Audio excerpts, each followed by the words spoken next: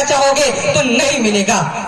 لیکن 1909 میں سلطان عبدالحمید کے انتقال کے بعد گویا اسی دن اس مقدس سرزمین میں اسرائیل کے وجود کی بنیاد پڑ گئی. برطانوی استعمار نے حتی المقدور فلسطین کے اندر یہودیوں کو بسانے کے لیے تعاون کیا. یہودی بستیاں آباد کی گئی, مقامی باشندوں کو ان کی زمینوں سے بے دخل کر دیا گیا. اہم مقامات, سرکاری دفاتر, ہوائی اڈے یہودیوں کو بخش دیے گئے اور بالآخر سلطنت عثمانیہ کے خاتمے اور مسلمانوں کے آپسی انتشار سے فائدہ اٹھاتے ہوئے 15 مئی 1948 کو عالم اسلام کے قلب میں اس ناجائز صہیونی ریاست اسرائیل کا اعلان کر دیا گیا, جس نے اپنے قیام کے روز اول سے ہی اس مقدس سرزمین کو اہل ایمان پر ظلم و ستم کی آماج گاہ بنا دیا.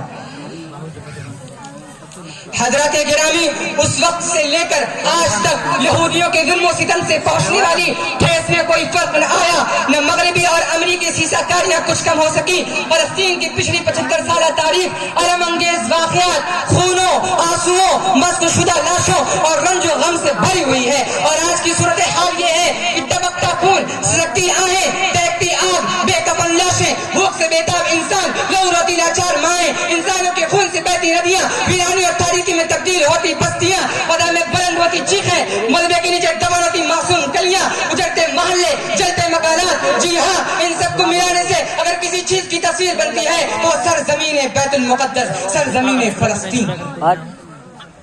وہی فلسطین جہاں پہ نبیوں کی سر بسجدہ ہوتی جبی ہے, وہی فلسطین جہاں پہ نبیوں کی سر بسجدہ ہوتی جبی ہے. تڑپتی لاشوں, اجڑتی بستیوں, لہو کی ندیوں کی سرزمین ہے.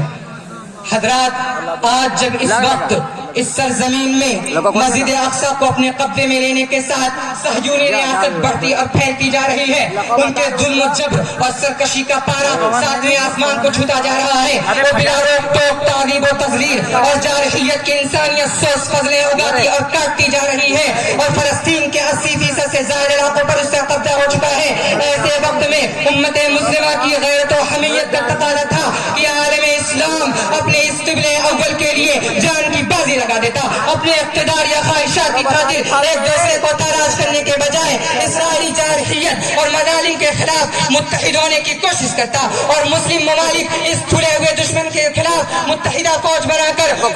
دورہم استطاعتم کے تقاضے پر عمل پیرا ہوتے تو شاید ہماری یونٹی اور ہمارا اتحاد پارا پارا نہ ہوتا. مگر عالم اسلام کی بے حسی اور تملک پرستی اور امت مسلمہ کے مشترکہ مفادات سے چشم پوشی کرتے ہوئے صہیونیت کی معاونت نے فلسطین اور فلسطین کے مظلوم عوام کے حقوق کو دشمنوں کے ہاتھوں نیلام کر دیا ہے.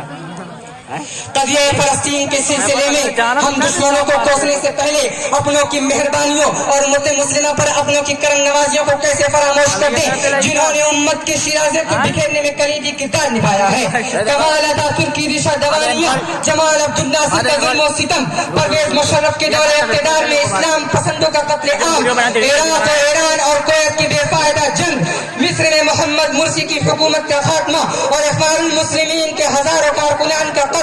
شام میں حافظ الاسد اور بشار الاسد کا اسلام کے نام پر ظلم و عدوان, ایران میں خمینی انقلاب کے نام پر قتل عام, اسرائیل کے ساتھ ترکی کی درپٹہ تجارت, آل سعود کا اسرائیل کے ساتھ نرم رویہ, امارات کی اسرائیل کے ساتھ تعلقات میں توسیع, اور حالیہ جنگ میں ان کے خود گردانہ اور بھاگانہ رویوں نے یہ ثابت کر دیا ہے کہ عالم اسلام اپنے اس قبل اول قدس کی بازیابی کے لیے سنجیدہ نہیں ہے, بلکہ وہ اپنے دشمن کے عزائم کی کامیابی میں حصے دار اور مسلمانوں کی لاش پر بیٹھ کر اپنے مفادات کے لیے سمجھوتا کرنے والی بے حس قوم ہے.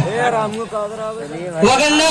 اگر امت مسلمہ اور مسلم ممالک متحد ہو کر کی بازیابی کے لیے جد و جہد کریں تو یہ ممکن ہی نہیں ہے کہ بیت المقدس یہودیوں کے قبضے سے آزاد نہ ہو سکے. فلسطینی مسلمانوں کی زبانی حمایت اور درپجہ صہیونیت نوازی نے اسرائیل کو مکمل ریاست ہونے کا درجہ دے دیا ہے, اور آج کے نامرتبی حالات